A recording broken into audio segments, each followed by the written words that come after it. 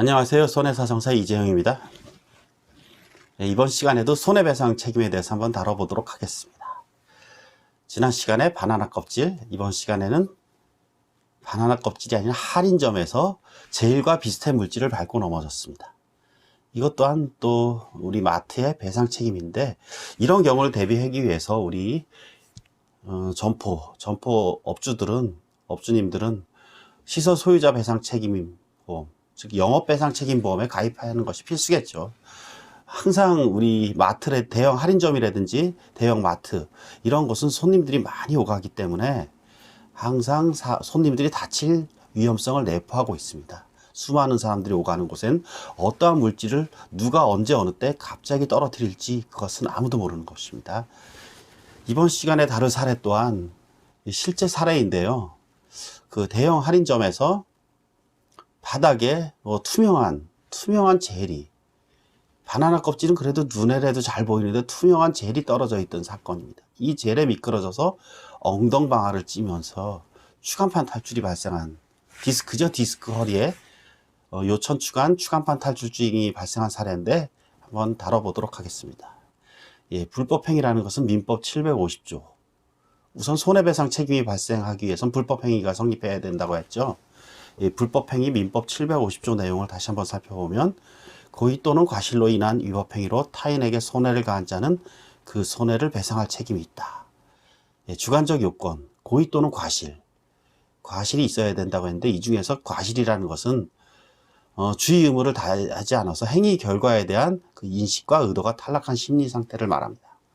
그리고 위법행위는 적법행위에 대응하는 말이죠. 위법행위, 우리 사회적으로 봤을 때 옳지 못하다는 판단입니다. 이것이 사회적으로 봤을 때 정당한 행위, 이것은 적법행위입니다.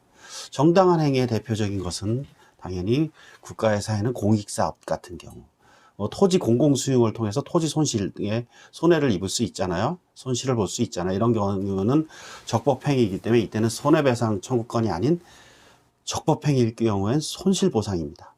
위법행위는 손해배상이고, 용어의 차이가 있죠.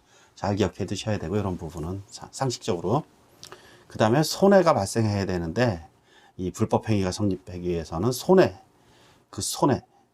손해라는 것은 그런 위법행위로 인한 결과물이죠. 정신적, 손해는 크게 정신적, 물질적 손해가 있을 수 있겠죠. 정신적, 신체적, 물질적.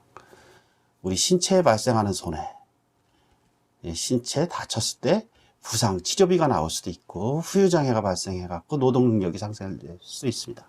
이러한 것들을 다 손해라고 합니다. 또는 불에 타서 재물이 열실되는 경우, 이런 것도 다 손해겠죠. 물질적 손실. 이런 손해가 했을 경우에, 고의 또는 과실로 인한 위법행위로 손해가 발생했을 경우에 손해배상을 청구할 수 있는데, 할인점 매장에 투명한 젤이 떨어져 있었다. 매장의 주인은 당연히 손님들이 자주 오가는 곳에 다치지 않도록 그 안전을 위해서 즉각 위험한 물질을 제거해야 될 의무가 있고, 고객을 보호할 의무가 있는 것입니다. 또 고객의 입장에서도 이런 것들이 떨어져 있을 가능성은 있기 때문에 바닥에 무엇이 떨어져 있는가 좀 어느 정도는 주의하면서 보행해야 할 의무가 있는 것이죠. 이 사안 또한 당연히 이 물질, 더구나 투명한 이 물질을 바닥에 떨어뜨렸기 때문에 업주의, 점주의, 매장 주인의 손해배상 책임이 인정됩니다. 하지만 고객의 과실을 이 사건에서 물을 수 있을까요? 물을 수 있죠. 젤이라 해도 어느 정도 이게 보이잖아요. 그래도 투명 젤이라 해도. 하지만 이것은 눈에 잘 띄지는 않으니까 고객의 책임은 많이 묻기는 어려울 것입니다. 판례 사례에서는 이러한 이유 때문에 업주의 책임을 80% 제한하라고, 80%만 지라고 판결하였습니다. 또 하나 중요한 사실, 추간판. 이 추간판이라는 것은 대부분 퇴행성으로 성년이 되면서 누구에게나 옵니다. 이 자신이 가지고 있는 고질적인 질병이 그 손해에 기여한 정도를 우리는 기왕증 사고 관여도라 그러죠. 관여도라 그랬는데, 기왕증을 공제하게 되어 있습니다. 이런 경우에 기왕증, 대부분 척추질환, 척추관 협착증이라든지 퇴행성 질환으로 디스크, 섬유륜 팽윤증이라 그러죠. 이런 것이 어느 정도 추간판 탈출에 기여를 했다. 그만큼 공제를 해야 되는데 당연한 것이죠. 어떻게 보면 이미 가지고 있던 질병은 새로 발생한 손해가 아니기 때문에 새로 발생한 손해에 대해서만 손해를 배상을 해주는 것이 원칙입니다. 어쨌든 그런 기왕증으로 인해서 추간판 탈출이 더 쉽게 발생했기 때문에 그만큼 감액해야 되는데 이 기왕증 공제에 얼만큼 공제할 것인가, 이것을 정하는 일은 또 쉬운 일은 아닙니다. 이것은 아주 전문적인 영역이고 좀 복잡하고 그러한 영역입니다. 어쨌든 기왕증은 공제한다는 사실. 이 사건에서는 피해자가 척추관 협착증이랑 이런 퇴행성 질환을 가지고 있었기 때문에 이 사고 관여도를 한 50% 정도, 즉 내 손해액이 100만 원이라면 한 50만 원만 지급하라, 이렇게 판결이 났습니다.